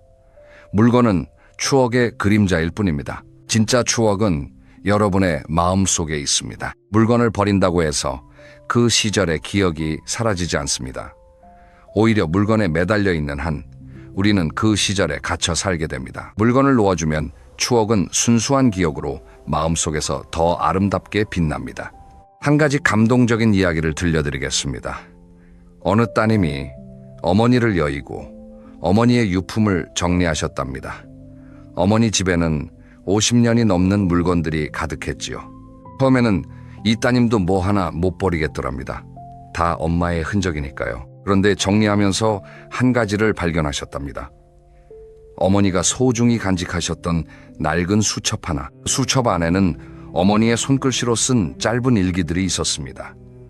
자식들이 태어났을 때의 기쁨 힘들었던 시절에 한숨 남편과의 추억 같은 것들이 조용히 적혀 있었지요. 이 따님은 결국 어머니의 수천 개 물건 중에서 그 수첩 하나만 남기셨답니다. 그리고 가끔 그 수첩을 펼쳐보면서 어머니를 떠올리신답니다. 이 따님이 뭐라고 하셨는지 아십니까? 엄마의 물건을 다 간직했어도 엄마가 돌아오는 건 아니에요.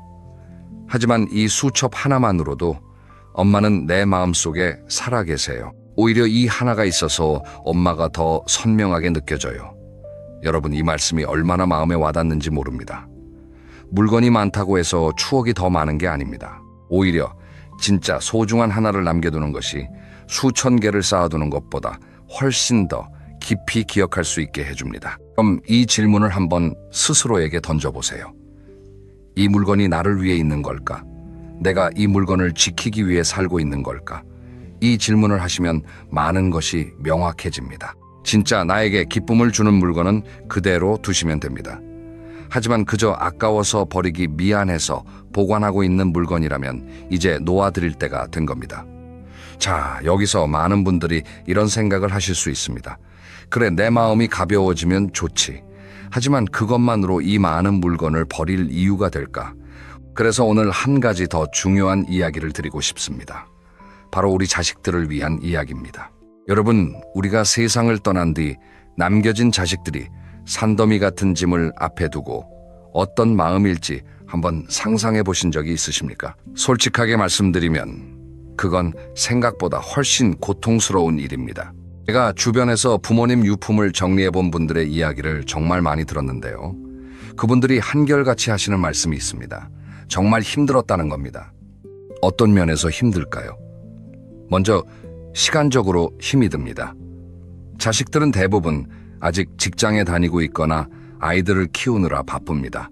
그런데 부모님이 돌아가시면 슬픔을 추스를 새도 없이 유품 정리를 시작해야 합니다. 일반적으로 부모님 집을 정리하는데 평균 한 달에서 2달 정도가 걸린다고 합니다. 주말마다 집에 가서 정리하고 또 정리하고 또 정리해야 합니다. 그 시간 동안 자식들의 일상은 완전히 흐트러집니다. 마음으로, 체력적으로 힘이 듭니다. 오래된 집의 물건들은 무겁고 먼지도 많고 때로는 곰팡이까지 피어 있습니다. 그걸 다 꺼내서 분류하고 버릴 것과 남길 것을 나누고 무거운 물건들을 옮기려면 엄청난 체력이 필요합니다. 우리 자식들도 이미 50대, 60대가 되었을 겁니다. 젊지 않은 몸으로 그 일을 해내야 합니다. 그런데 가장 힘든 건 따로 있습니다.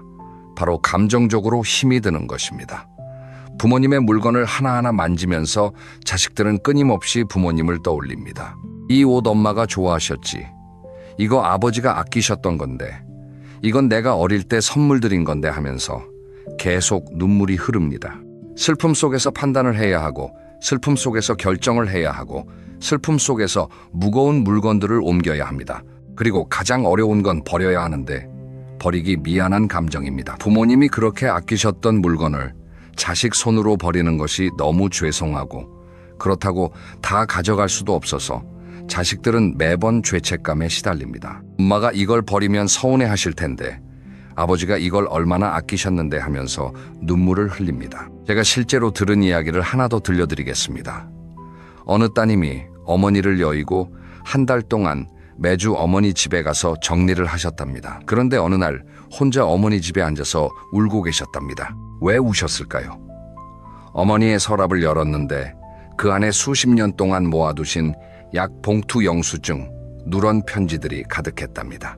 그 중에서 정말 중요한 게 있을까봐 하나도 버리지 못하고 다 읽어봐야 했던 겁니다. 그 작업이 끝도 없더랍니다. 이 따님이 저에게 이렇게 말씀하셨습니다. 엄마를 잃은 슬픔보다 엄마가 남긴 물건들을 정리하는 고통이 더 컸어요. 그리고 그게 너무 죄송했어요.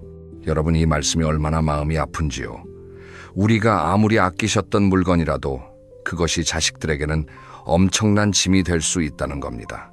그래서 제가 오늘 꼭 말씀드리고 싶은 것이 있습니다. 내 손으로 미리 정리하는 것은 자식에게 주는 5가지 선물입니다. 첫째, 시간의 선물입니다. 자식들이 유품 정리에 쓸 시간을 여러분이 미리 줄여주시는 겁니다.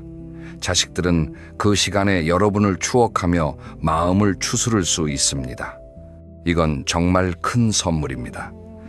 둘째, 체력의 선물입니다. 자식들이 무거운 물건을 옮기며 다치지 않게 해주시는 겁니다. 우리 자식들도 이제 젊지 않습니다. 그들의 건강을 지켜주시는 일입니다. 셋째, 마음의 선물입니다. 자식들이 죄책감과 슬픔에 시달리지 않게 해주시는 겁니다. 가벼운 집은 자식들의 슬픔도 가볍게 해줍니다. 넷째, 선택의 선물입니다. 여러분이 직접 고르신 물건이 남아있으면 자식들은 이건 엄마가 정말 아끼셨던 거구나. 이건 아버지가 우리에게 남기고 싶으셨던 거구나 하고 확신할 수 있습니다. 물건 하나하나에 여러분의 마음이 담기는 겁니다. 다섯째, 이별의 선물입니다. 물건과 미리 이별하는 과정은 자식들에게 여러분의 뒷모습을 아름답게 남겨주는 일입니다. 자식들은 여러분이 마지막까지 자신들을 생각하셨다는 사실에 깊이 감동할 것입니다. 여러분, 이제 조금 마음이 움직이시는지요? 미리 정리하는 것은 결코 죽음을 준비하는 일이 아닙니다. 그것은 자식들에게 사랑을 전하는 마지막 방법입니다. 자식들에게 줄 수 있는 가장 큰 유산은 돈도 아니고 땅도 아닙니다.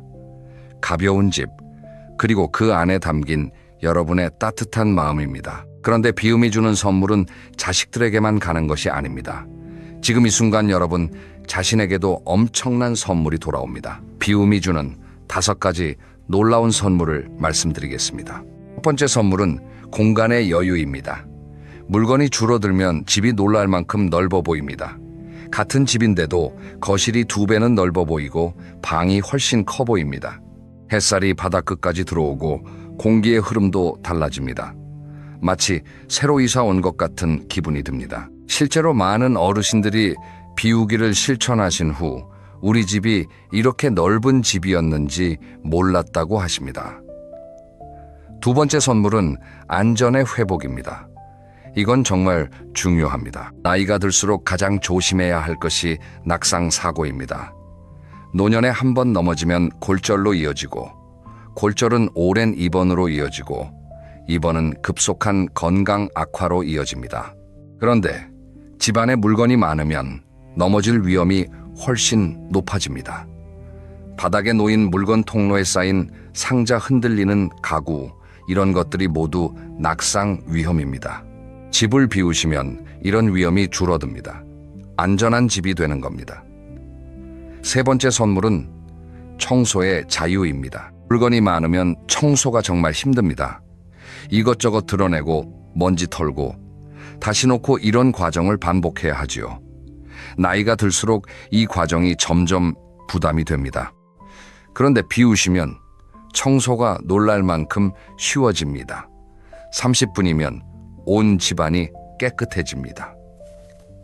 청소에 쓰던 시간이 줄어들면 그 시간을 다른 즐거움에 쓰실 수 있습니다. 네 번째 선물은 마음의 평온입니다. 눈에 들어오는 것이 줄어들면 마음도 고요해집니다. 복잡한 물건들이 사라지면 생각도 정리됩니다. 이건 실제로 경험해 보신 분들만 아실 수 있는 감각입니다. 집이 정리되니까 머릿속도 정리되는 것 같다고 많은 분들이 말씀하십니다. 마음의 평온은 무엇과도 바꿀 수 없는 귀한 선물입니다. 5번째 선물은 진짜 소중한 것의 발견입니다. 이게 가장 깊은 선물입니다. 수많은 물건을 비우고 나면 끝까지 남는 것들이 있습니다. 그게 바로 여러분의 인생에서 정말로 소중한 것들입니다. 아내와의 첫 여행에서 찍은 사진 한 장, 자식이 어릴 때 그려준 그림 어머니께서 물려주신 반지 하나, 수천 개의 물건에 가려져 있던 진짜 보물이 드러나는 순간입니다. 그 순간 여러분은 깨닫게 됩니다. 내 인생에 정말로 중요했던 것이 무엇이었는지를. 실제로 비움을 실천하신 어느 어머님이 저에게 이렇게 말씀하셨습니다. 비우고 나니까 집이 넓어진 게 아니라 내 인생이 넓어졌어요. 정말 중요한 것들만 보이기 시작했어요. 얼마나 아름다운 말씀입니까? 자, 그럼 이제 구체적인 이야기를 시작해 보겠습니다. 어디서부터 비워야 할까요? 지금 당장 비워야 할 7가지 영역을 말씀드리겠습니다. 첫 번째 영역은 옷장에 한 해 넘게 안 입은 옷들입니다. 옷장부터 시작하시는 것을 추천드립니다. 왜냐하면 옷은 상대적으로 감정적 애착이 덜하기 때문입니다. 먼저 지난 한 해 동안 한 번도 안 입으신 옷들을 꺼내보세요. 옷장 깊숙이 걸려있는 가끔 보기만 하고 입지는 않는 옷들이요. 그런 옷들을 꺼내서 3가지로 나누세요. 첫째, 상태가 좋고 누군가 입을 수 있는 옷은 기부하세요. 둘째, 특별한 추억이 담긴 옷이지만 안 입는 옷은 사진을 찍어두고 보내드리세요. 셋째, 낡아서 못 입는 옷은 감사 인사와 함께 버리세요. 그동안 나를 따뜻하게 해줘서 고맙다고 한마디 해주시면 마음이 훨씬 편해집니다. 한 가지 팁을 드리면 옷을 꺼낼 때 한 벌씩 직접 입어보세요. 입어봤을 때 몸에 안 맞거나 거울을 봤을 때 기분이 안 좋으면 그 옷은 이제 여러분의 옷이 아닙니다. 놓아주셔도 됩니다. 두 번째 영역은 장식장 안에 무거운 그릇과 쓰지 않는 그릇 세트입니다. 장식장을 한번 열어보세요. 얼마나 많은 그릇들이 들어있습니까? 결혼할 때 받은 그릇 세트, 기념품으로 받은 잔들, 선물로 들어온 도자기들, 대부분이 장식만 되어 있고 실제로는 쓰지 않는 것들일 겁니다. 이 그릇들 중에서 지난 한 해 동안 실제로 쓰신 것만 남기세요. 안 쓰는 그릇은 필요한 사람에게 주거나 정말 예쁜 것 몇 개만 남기고 정리하세요. 특히 무거운 그릇들은 우선적으로 비우시는 것이 좋습니다. 나이가 들수록 무거운 그릇은 떨어뜨려서 다치는 원인이 됩니다. 세 번째 영역은 서랍 속 오래된 서류와 영수증입니다. 이건 정말 많이들 쌓아두시는 것입니다. 수십 년 된 영수증, 이미 필요 없어진 서류들, 보관 기간이 지난 문서들, 이런 것들은 서랍 공간만 차지하고 있고 가치도 없습니다. 법적으로 꼭 보관해야 하는 서류 몇 가지만 따로 정리하시고 나머지는 과감하게 정리하세요. 특히 옛날 영수증, 지난 가계부 오래된 고지서 같은 것들은 바로 버리셔도 됩니다. 네 번째 영역은 책장에 다시 안 볼 책들과 잡지입니다. 책은 정말 정리하기 어려운 품목입니다.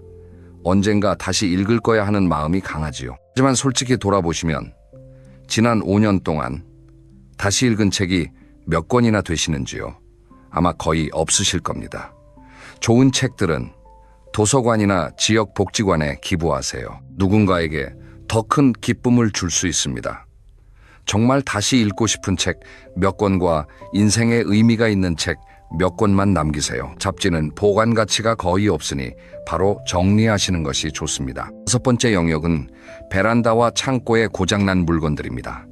베란다나 창고를 한번 열어보세요.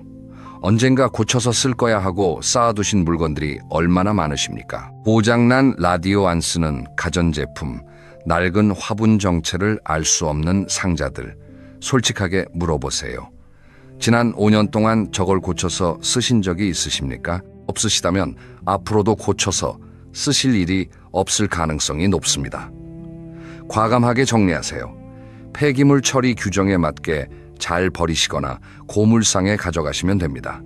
여섯 번째 영역은 주방의 유통기한 지난 식재료와 양념입니다. 주방 선반과 냉장고를 한번 보세요.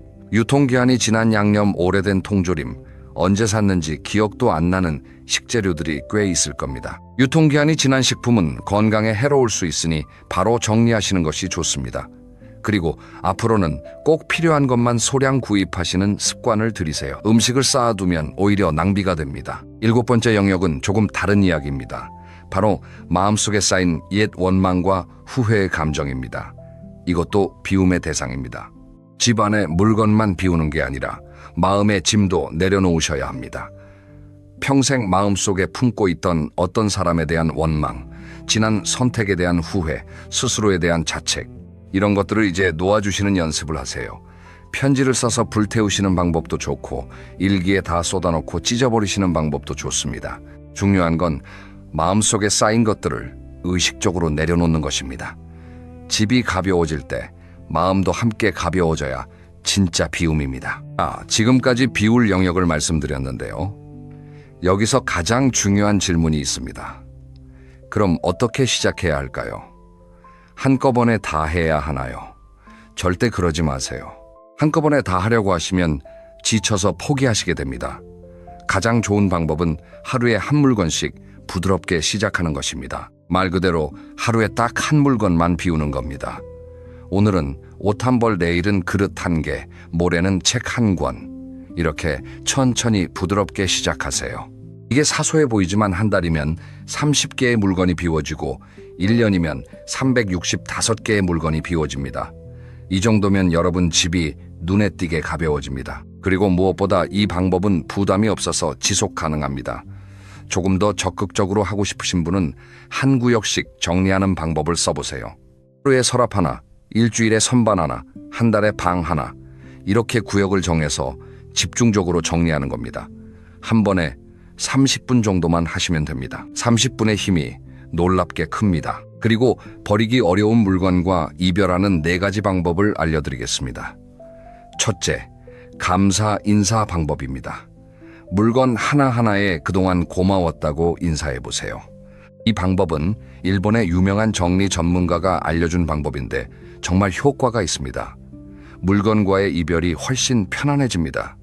둘째, 사진 남기기 방법입니다. 추억이 깊은 물건은 사진을 찍어서 파일에 저장해 두세요. 물건은 없어져도 사진은 남습니다. 그리고 사진은 공간도 차지하지 않지요. 셋째, 필요한 이에게 선물하는 방법입니다. 내게는 안 쓰지만 누군가에게는 귀한 물건이 될 수 있습니다. 친척, 이웃, 지역, 복지관, 자선단체에 기부하세요. 물건이 제 역할을 하러 가는 것입니다. 넷째, 의례적으로 이별하는 방법입니다. 오래된 편지나 추억의 물건은 태우거나 땅에 묻거나 흐르는 물에 흘려보내는 것도 좋은 방법입니다. 의식을 통해 마음이 정리됩니다. 그리고 정말 따뜻한 방법 하나를 추천드리고 싶습니다. 가족과 함께 정리하세요. 혼자 하시는 것도 좋지만 자식이나 손주와 함께 정리하시면 그 시간이 귀한 추억이 됩니다. 어느 할머님이 손녀와 함께 옷장을 정리하시면서 옷 하나하나에 담긴 이야기를 들려주셨답니다. 이건 네 아빠 돌잔치 때 입은 한복이야. 이건 할아버지가 처음 사주신 옷이야. 이건 내가 가장 좋아했던 봄옷이야. 손녀는 할머니의 이야기를 들으며 눈물을 흘렸답니다. 그리고 이렇게 말했답니다. 할머니, 제가 이 한복은 간직할게요. 나중에 제 딸이 돌잔치 할 때 입힐게요. 이런 식으로 물건이 새로운 생명을 얻을 수도 있습니다. 이 할머님이 그러시더라고요. 옷을 정리한 게 아니라 손녀와 함께 내 인생을 정리한 시간이었어요. 그 어떤 선물보다 귀한 시간이었지요. 얼마나 아름다운 이야기입니까? 비움은 혼자만의 일이 아니라 가족과 함께하는 따뜻한 시간이 될 수 있습니다. 자, 지금까지 비우는 이야기를 많이 드렸는데요. 이제 정말 중요한 마지막 이야기를 드릴 차례입니다. 비워도 절대 버리지 말아야 할 것들이 있습니다. 이걸 모르시면 나중에 크게 후회하실 수 있으니 꼭 들어주세요. 비움의 목적은 텅 빔이 아닙니다. 비움의 진짜 목적은 진짜 소중한 것만 남기기입니다. 이 차이가 정말 중요합니다. 그럼 무엇을 남겨야 할까요? 첫째, 추억이 깃든 단 하나의 상징물입니다. 모든 추억의 물건을 다 남기실 필요는 없습니다. 하지만 각 추억에 대해 가장 상징적인 물건 하나씩은 남기시는 것이 좋습니다. 결혼 앨범 중 가장 사랑하는 사진, 몇 장 어머니가 주신 반지 하나, 남편이 선물한 편지 하나, 자식이 어릴 때 그려준 그림 하나. 이렇게 인생의 각 챕터마다 상징이 되는 물건 하나씩은 남기세요. 이것들은 나중에 여러분을 따뜻하게 감싸줄 보물이 됩니다. 둘째, 내가 정말로 사랑하는 것들입니다. 매일 봐도 기쁨을 주는 물건이 있다면 남기세요. 좋아하는 화분 아끼는 찻잔 편안한 의자, 좋아하는 책 몇 권. 이런 것들은 여러분의 일상에 기쁨을 주는 물건들입니다. 공간을 차지해도 가치가 있는 물건들이지요. 셋째, 건강과 안전에 꼭 필요한 것들입니다. 비움의 열정에 휩쓸려 건강이나 안전에 꼭 필요한 물건까지 버리시면 안 됩니다. 꼭 먹어야 하는 약, 안경, 지팡이, 혈압계 같은 것들은 당연히 남겨야 합니다. 비상용 물품들도 적절히 준비해 두셔야 합니다. 넷째, 자식에게 진심으로 물려주고 싶은 한두 가지입니다. 돌아가신 후에도 자식에게 남겨주고 싶은 것이 있으시다면 미리 자식과 상의해서 정해두세요. 그리고 그 물건에 대한 이야기를 함께 기록해 두시면 좋습니다. 이것은 이런 의미가 있는 물건이다 라고 짧게 적어두시면 자식들이 그 물건을 평생 소중히 여길 수 있습니다. 다섯째, 여러분, 자신의 역사를 담은 최소한의 기록입니다. 오래된 일기, 중요한 편지, 가족 앨범 중 핵심이 되는 것들. 이런 것들은 여러분의 인생을 증언하는 귀한 자료입니다. 이것들은 오히려 정리해서 한 곳에 잘 모아두시는 것이 좋습니다. 여러분, 비움은 버리는 것이 목적이 아닙니다. 비움의 진짜 목적은 진짜 소중한 것을 더 선명하게 드러내는 것입니다. 수천 개의 물건 속에 묻혀있던 진짜 보물들이 비움을 통해 비로소 빛나기 시작합니다. 자, 이제 마무리에 들어가 보겠습니다. 지금까지 오랜 시간 제 이야기를 들어주셔서 정말 감사합니다. 오늘 드린 이야기를 정리해드리겠습니다.